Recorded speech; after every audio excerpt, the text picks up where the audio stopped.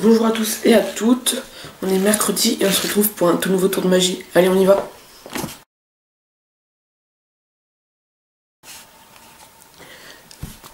Alors j'avais deux petites choses à vous dire avant de commencer le tour magie qui ne sera pas expliqué.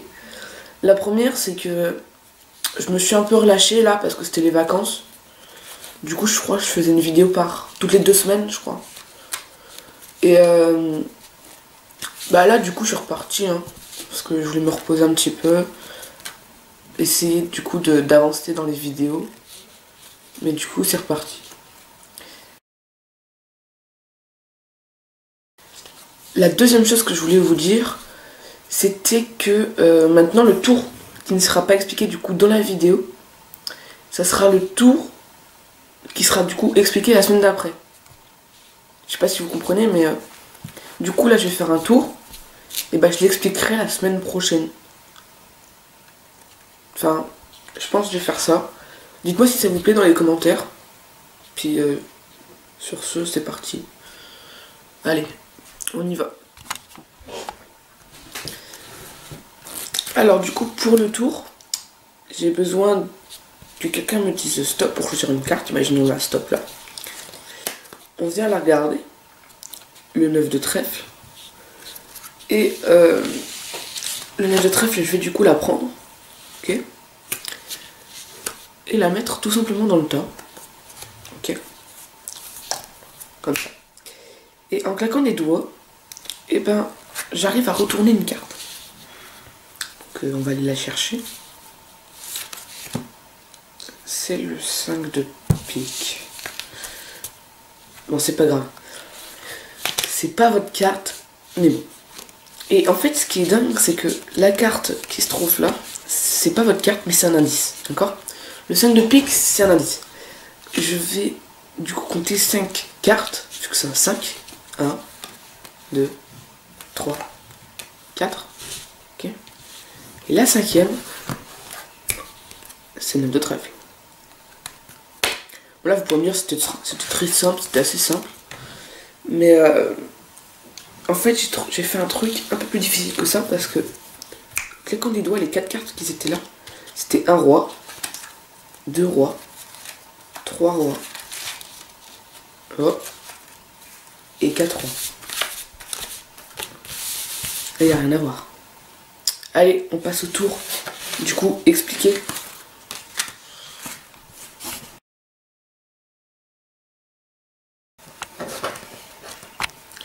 Alors, la démo du tour expliquée. Donc, je tiens à dire que pour le tour, c'est le spectateur qui fait totalement tout. D'accord? Le magicien, du coup, donne juste les ordres et le spectateur fait. Donc, pour le tour, ça s'appelle les 4 rois fabuleux, pardon. Parce que moi, je fais celle des rois. Parce que je trouve ça plus conséquent. Bon. Il faut tout d'abord couper à peu près en 4 tas. Donc le spectateur le fait. Donc là, vu que je suis magicien, on peut peut-être mal interpréter, mais genre, normalement c'est le spectateur qui fait tout, je me répète. Et ensuite, donc le magicien prend le premier paquet et lui montre. Tu vas prendre 3 cartes, les mettre en dessous, et prendre 3 autres cartes, et les mettre là où tu veux, mais sur les 3 autres piles. Donc le spectateur fait, il prend 3 cartes, les met en dessous, prend 3 autres cartes et les met sur les 3 autres piles. On fait ça avec la troisième colonne, 3 cartes, on les met en dessous, 3 autres cartes, je les mets là pour poser le paquet et il les met sur les piles comme ça. Et enfin le spectateur fait ça avec la dernière pile, 3 cartes, en dessous, 3 autres cartes, 1, 2, 3, comme il veut, et voilà.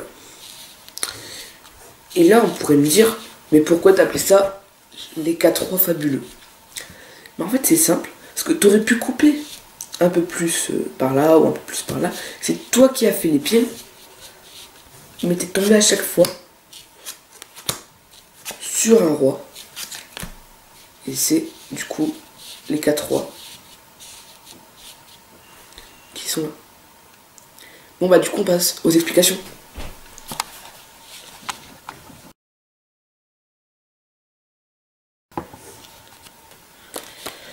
Alors pour les explications, c'est tout simple. Vous mélangez votre tas.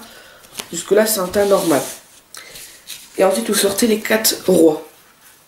Ok. Donc carreau, pique, cœur et trèfle. Ok. Un petit effet pour ceux qui sont précieux.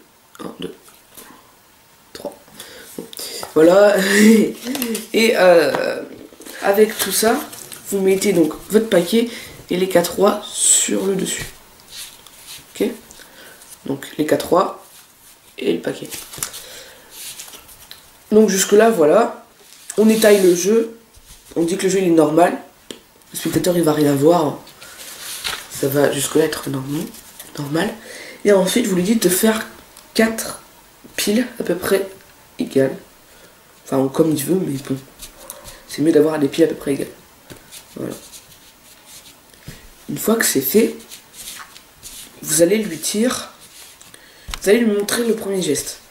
Donc vous prenez donc les 3 cartes du dessus, vous les mettez en dessous, vous prenez les 3 cartes là, et vous les posez sur cette pile. Je tiens à dire qu'il faut commencer par la pile de gauche. Parce que celle de droite, c'est là où il y a les 4 rois, pardon. Ok. Donc là on a les 4 rois, plus les cartes quelconques.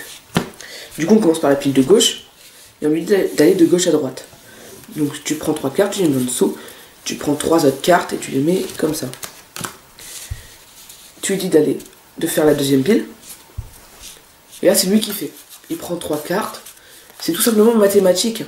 Parce que on prend 3 cartes, on les met en dessous. Et bien vu qu'on aura fait les 3 piles, en fait si vous voulez, à chaque fois on met une carte de chaque pile sur cette pile là.